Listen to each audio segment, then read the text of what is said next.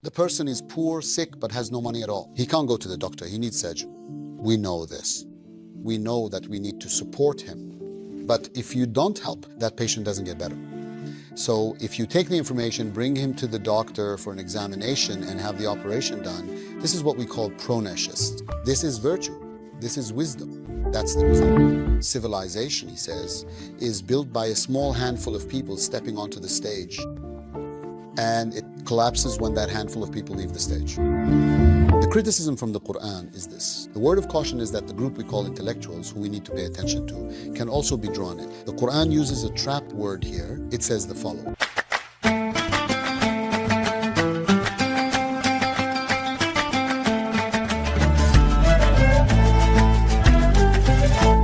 Hello to everyone from the Istanbul School. Dear viewers, today we will be discussing verse 116 of Surah Hud.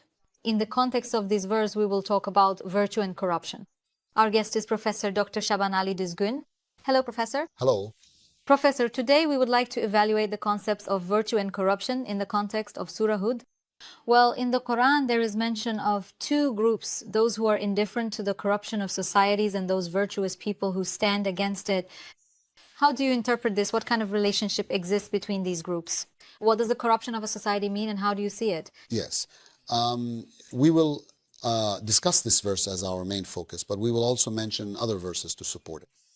Since we are approaching this specifically from the perspective of the Quran, there are examples from the history of prophets, exemplary prophets, and also prophets who were unable to prevent this corruption. And there are also those who managed to prevent it, prophets who, through a certain momentum, completely turned society around and wrote a story of success. These are referred to in the Quran as the 5 resolute prophets, the Ulul Azim prophets, whom the Quran calls determined and steadfast. However, even among these prophets, despite their determination, there is one prophet who is considered unsuccessful. The term unsuccessful doesn't really go hand in hand with the word prophet. One might ask if it's really up to us to judge, but for example, Prophet Noah is counted among the Ulul Azm prophets. He is considered the second father of humanity. Despite all this tremendous effort, his long life, you set everything else aside. Yet, very few people end up believing. Despite all this effort, Maturidi counts him among the prophets who could not get their message accepted by humanity. Prophet Lot lived in the same era as Prophet Abraham. Prophet Abraham, in the end, is part of a success story. But that's not the case for Prophet Lot. The story ends with the destruction of the people of Lot. Noah's story also ends in destruction. So think of it this way. I'm giving an exam. 100 students take the exam and 95 fail. This doesn't show how strict or serious a teacher I am. It shows that I have failed. Now, prophets whose peoples were destroyed are being listed among the unsuccessful prophets. As I said, the term failure here rather is effort. There is striving. Every possible argument is made, but still it's seen as a failure. But that society is driven by other pleasures. There are other leaders who lead them. In fact, when we talk about failure, what we should pay attention to is, why does a society fail to find the right path, to be virtuous, and to be on the right side of history? Why are they destined for such an end? Here there is a leader. He calls you to goodness. There is another leader. He calls you to evil. It's that clear. That's why in the Quran, when people are questioned in the hereafter, those who are listed among the losers, those who lost the world, those whose record of good deeds is completely empty, say this: "O Lord, we followed these men." They use the word imam, E in me. We followed these men, these leaders, those who went before us, and we lost. They are the reason. They plead to God saying, give them double the punishment you will give us. God says, because you followed them and did not use your own reason, both of you will receive double punishment. So we understand that what tempts a person in this world are their own desires, the pleasures they pursue. Just like in the time of Prophet Lot, we also know that there are other leaders who lead people astray. Now, think about it this way. It's a familiar story to all of us. Think about Mecca during the time of the Prophet. Think about Medina. In Mecca, there is a group that the Prophet is inviting people to. On the other side, there are the leaders of polytheism and disbelief, as we call them. They are inviting people to something else and trying to keep their own followers together. There are two types of imams or leaders there. Now, what one calls to and what the other calls to. Now, think of it this way. What I mean by failure is that between these two, one wins and the other loses. Maturidi has a very insightful assessment, a realistic evaluation. The cause and call of all prophets share the same backbone. They rise from the same foundation. It is the cause of humanity. It is morality. It is virtue. It is about collective progress, prosperity, and happiness. Prophets call people to this. All prophets. So why do the same principles, the same call resonate with the people of one prophet but not with another? We are saying the same thing. The answer given is this. The righteousness of a cause alone, that is, being right by itself, is not enough for its success. What else is needed? Here comes the second principle he mentions.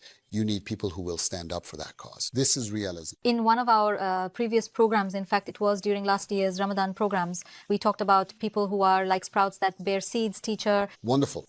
I mean, there was a group of companions there. Instead of stepping on a single blade of grass, you mentioned that when there are many blades of grass, they can't be trampled so easily. Wonderful. In relation to this, we are again talking about the corruption of society and the virtuous people who stand against this corruption. Exactly this. I mean, this is what I wanted to convey at the beginning. We also have our own effort, our own call. What is our effort? We call it the cause of humanity. If there is prosperity, we say everyone should share in it. Happiness is not just about this world, but the summum bonum that aims for the attainment of both worlds. Let the idea of the highest happiness, the highest ideal and infinite happiness that comes from being connected with God, with Allah, prevail in our minds. And with this, let people live without worry or anxiety, with a mind that has secured both this world and the future. You are calling people to this. You may or may not see the results of this. The Holy Quran says this. There were prophets who saw the results of this cause, and there were those who did not. Therefore, when it comes to repeating our call, I say this for all of us, just like all the prophets. Those who did not listen to the call of Prophet Noah were the ones who lost. It was them. There is nothing to be done. It was not just Noah. Prophet Lot also repeated his call. He conveyed his message. There were people who did not listen to him. They were the ones who lost. There is nothing to be done. But after all these examples are given, the Holy Quran says this. If you ask me, that is a very fundamental verse. In Surah Al-An'am, it says that no community, no people are destroyed or driven to ruin while they are unaware of something. This means the following. Everything happens right before their eyes. They are aware of everything. They are aware of what is happening. This destruction, ruin, or degeneration, dissolution, decay mentioned in Surah Al-An'am, people are aware of all these processes. In other words, they either ignore it or become a part of that process. They become part of that further degeneration. You just gave the example of teacher and student. In other words, they are not subjected to an exam before the lesson is taught. Actually, they are aware of certain things. That prophet brings them a message. They know everything, yet they can still knowingly cause degeneration. As you said, either because they ignore it, don't pay attention, or for other reasons they can't overcome it. The Quran uses the word ilhat for this. It means to divert life from its course, from its normal, natural flow. It's typically like this, for example. Let's say in Ali Bekoy, there used to be a riverbed and water would flow through it. When you block the riverbed, that water comes and sweeps you away instead, because you are blocking the flow. Under normal good conditions, the flow of history is just like a human, a sun, a moon, a star, a wind, all parts of existence, all parts of being glorified. In other words, the Quran says that everything has a flow. History is the same way in its normal course. History also has a normal flow. What is the normal flow? A child is born. What is its normal flow? He or she grows up gradually, and their conceptual world forms slowly. Gradually, they reach adolescence, middle age, old age, maturity, and so on. See, it goes like this. The flow of history is like the stages of a child's growth. It also has its childhood periods. History, too, has periods that are more developed, flowing toward maturity. This is the flow of history. It moves toward virtue, toward something better. For example, people used to hunt in the past. They would look for shelter, like a hollow, a cave, or something similar. Let's try to visualize this in our imagination. Today, People live in much better places, in far more perfect buildings. They don't have to light a fire to keep warm. There are radiators, underfloor heating systems. See, we've advanced technologically. But has our prosperity, our happiness, our standard or index of being human risen in parallel with this development? It hasn't. Unfortunately, yes. This hasn't increased. This is a very common opinion. I mean, even Jean-Jacques Rousseau said this in his own time. All this scientific and artistic progress hasn't elevated us to a more moral or more humane standard. This is the main topic of his book, Discourse on the Sciences and Arts. All this progress hasn't made us more human. A lady named Suzanne Wolf, who writes about morality, says the same thing. She says, if you list all the virtues, write them all down one by one, and teach them to everyone, you still can't make people more moral. You can't make them more human. Yes, we're saying the same thing. What is it that makes people more human according to the prophets? How do we make a society more virtuous? They say, give charity, share with others. They say, spread prosperity and justice to everyone. Well, all this, knowing these things, having them memorized by everyone. Does that make people more human, more prosperous? It does not. So this is where we are. Knowing something and doing something, actually doing it is a matter of willpower and determination. We need to understand the difference between knowing and doing. If knowledge is strong enough, in other words, Aristotle calls this kind of knowledge phronesis. When knowledge and action come together, they create a new kind of fusion. This is wisdom, this is phronesis. What you know, for example, helping a poor person or healing someone who is sick. The person is poor and sick but has no money at all. They can't go to the doctor, they need surgery. We know this. We need to support them. We know this. But if you don't help, that patient doesn't get better.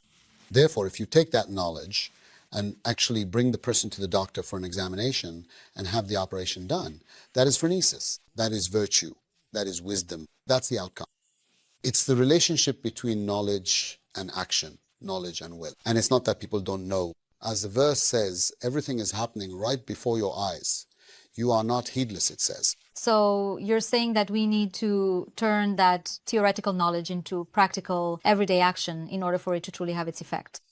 Well, then, regarding the corruption here, Professor, we're actually talking about a small number of virtuous people here, because the side where corruption exists is the majority, and those who are virtuous, those who oppose it, are usually the minority.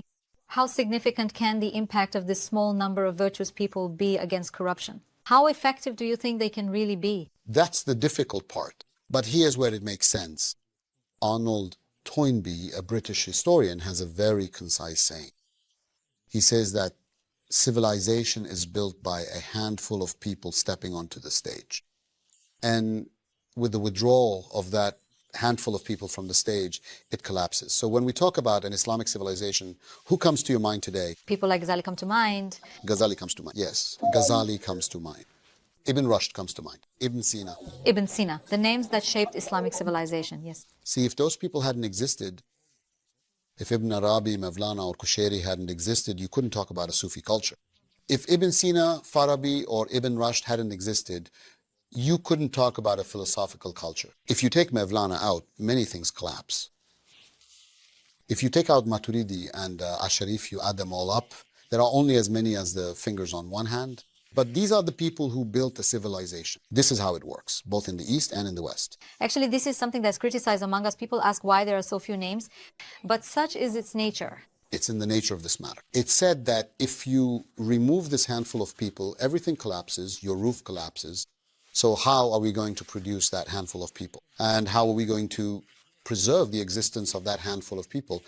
They must always exist so that the roof, what they call the pillar of the roof, a backbone remains. In other words, the pole of this tent, the central pole. This minority group, we call it a minority. As if there's a negative connotation, minority. No. Previously, we discussed the contrast between kevzer and tekazur. In the Quran, the word kevser refers to something that is small in quantity but is the source of all blessing. Think of it this way. You go to the source of rivers like the Kızılırmak or Yeşilırmak, the source. Amazing. If that source didn't exist, there would be no abundance in all the places the river passes through. The source. Therefore, this small group of people is the source. That is kevser. This is very valuable. It is said that if you remove those people, the system collapses. At the very least, my fear is, as they say this, the worst thing, the very worst thing is when something good is corrupted. Therefore, we should at least preserve this minority. If they too are subjected to integration into the ongoing process, this process of corruption, which unfortunately has always happened throughout history, through the instrumentalization of intellectuals and thinking people, then it happens again and again. At the very least, we need to protect ourselves from that. But the criticism from the Quran is this. What we need to pay attention to, the trap word there that could also attract the group we call intellectuals, is described in the Quran as follows. Most of them turned away, lured by their desires, their pleasures, and by greed for what is temporary. And they began to decline. Now, the pleasures that could tempt us, the attachment to what is temporary that could seduce us, are signs of corruption and carry the risk of separating from that group of virtuous people. As we've been saying from the beginning, the entire mission of the Quran is a cause for humanity. And that cause for humanity is to ensure the happiness and justice of everyone living together in society and to provide minimum living standards for all. If some people say, let me take more of this for myself, or if we, for any reason, create elite groups, what we commonly refer to as elitism, forming special, privileged groups and then give even more to them, are we not, in fact, gradually disrupting that delicate balance and natural order? We are indeed disrupting it. This is what is called a lack of virtue. In other words, any imbalance that favors one group at the expense of another. All scales that elevate one while diminishing another, all faulty scales, all imbalances, and ultimately the system that sustains this, along with the people who support that system, will also lose out. This is what the Quran says. It uses the word gurana for those who sell you polish tomorrow. Its plural form is gurana. People who constantly tell you that everything will get better if things continue this way, who market this idea, end up losing themselves, and they also cause those to whom they sell this information to lose as well. Professor, in fact, it's clear that nowadays social media has this aspect of pumping out data about happiness and pleasure. We're in the age of speed, the age of technology, and we see that for people who are constantly chasing pleasure, this is actually a form of propaganda. And at some point, I want to ask about this as well. But this is a kind of drift. This is a drift. How can we fight against this? I mean, in this day and age, what kind of effort is really needed to become a virtuous community? We need to have constance. We need to have values. If there's a void somewhere, you'll fall into that void. If there's a void in the middle and you go towards it, if you wander around its edges, its corners, either someone will push you in or a gust of wind will blow you in. There's a risk there. But you can also completely avoid going near that void. How is that possible? By having much more lasting values. What are those lasting values? These are what we call ethical, moral values, lasting values. What are they? I will want for others what I want for myself. This is something related to sociality. Secondly, there are truly temporary pleasures. For example, eating is a very enjoyable pleasure, but it has its limits. It has limits. It's temporary, as you know. And sexuality, sure, but it also has its limits. So all the things that come to mind danger, rage, when you get angry, things that can lead you to sin, to crime, the bodily aspects of a person. I'm mentioning these as a reference to what we discussed earlier. A person needs to think about all these things, reflect on them, and plan their actions accordingly. They will do similar things for their children, their family, and their environment as well. Now, for example, consider this. Some countries have imposed social media restrictions for children under 16. This is currently being discussed in our country as well. I don't know what will happen, but if you ask me, will a ban be beneficial or not? Whether you call it a ban or protection or whatever, it won't work. Spending 3 or 4 hours a day on social media, living a life without making our own plans and just consuming whatever is put in front of us, that's not a way to live. This won't work. I mean, it's a place for propaganda. It's an area of attraction, and it dictates what you should do. That's the nature of the digital world. In the digital world, the subject has no contemplation. All that's expected is for you to choose among what's put in front of you. But I'm not just a being who chooses. I need to be someone who plans and determines what I will choose. I need to be a subject. Therefore, our children who are 16 and younger definitely need this kind of protection. If you ask me, we need to say no to this much objectification We need to say no to being objectified to this extent, because that's the nature of the digital world. We've all been turned into statistical objects. We are being transformed. We need to get out of this vortex as much as possible. We also need to fight against this. Yes, thank you for reminding me, really. A large part of the corruption happens in the environments we mentioned, in social media environment. The reason is that, for the most part, we are not subjects there, selective only what is marketed to us. Thank you very much, Professor, for your valuable comments. With this, we have seen how the process of corruption has changed and transformed from past to present, but still fundamentally persists. Thank you very much. Thank you. Dear viewers, today we talked about virtue and corruption. See you in the next episode. Goodbye.